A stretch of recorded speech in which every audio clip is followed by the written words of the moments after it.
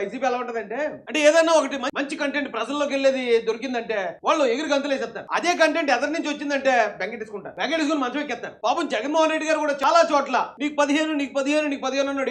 ఏది అనేవారు.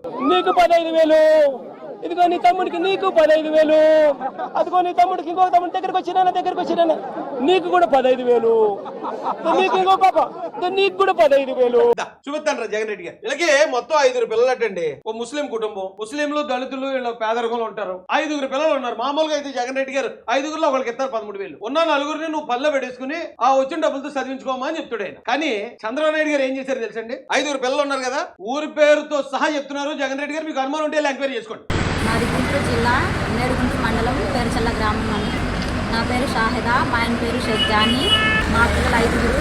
తల్లికి వందనం ఇచ్చిన పథకం కిందట మాకు 5 నెల ఖాతాలో జమ అయిన డబ్బులు. ఇందుకు మాకు చాలా ఆనందంగా ఉంది.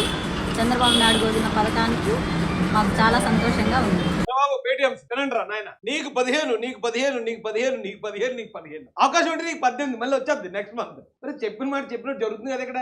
ఎందుకంటే 7 సీట్లు చచ్చిపోతున్నారు అదవల్లరా. మీకు గడ్డెట్టువాడు ఎవడలేడు. 11 సీట్లు పరిమితి చేసి అదవల్ల కూర్చోండి ఎక్కడ అని చెప్పిన ఇంకా బుద్ధి లేకుండా తప్పుడు ప్రచారం చేస్తానంటే ఏమనాలరా మిమ్మల్ని? 13,000 అంటే 65,000 రూపాయలు పడ్డారు అబ్బాయి ఈ చెల్లి అకౌంట్ లో. 65,000 రూపాయలు. మీరు ఏటో వాగుతున్నారు. ఫస్ట్ ఇయర్ ఇవ్వలేదు, 2వ సంవత్సరం ఇచ్చారు, ఫస్ట్ ఇయర్ ఇవ్వలేదని ఏడుతున్నారు. మొత్తం మీరు 5 సంవత్సరాల్లో మీరు ఇచ్చింది ఎన్ని సంవత్సరాలు రూపాయి? 5 సంవత్సరాల్లో మీరు ఇచ్చింది 4 సార్లు ఇచ్చారు. ఎక్కడ దారి తప్పించారో తెలియదు కానీ జనాలు మోసం చేయడంలో దిట్టాలు మీరు. ఇస్తానన్న మాట ప్రకారం సంవత్సరం లోపే మీరు 13,000 ఇచ్చిన కుటుంబానికి 65,000 ఇచ్చారు చంద్రబాబు నాయుడు గారు. 65,000 ఇచ్చారు పవన్ కళ్యాణ్ గారు. 65,000 ఇచ్చారు అబ్బాయి లోకేష్ గారు. అర్థం చేసుకోండి. ఇప్పుడు మీరన్నమాట కదా, వెళ్ళి అడిగి చూడండి, అక్కడ తెలుస్తుంది.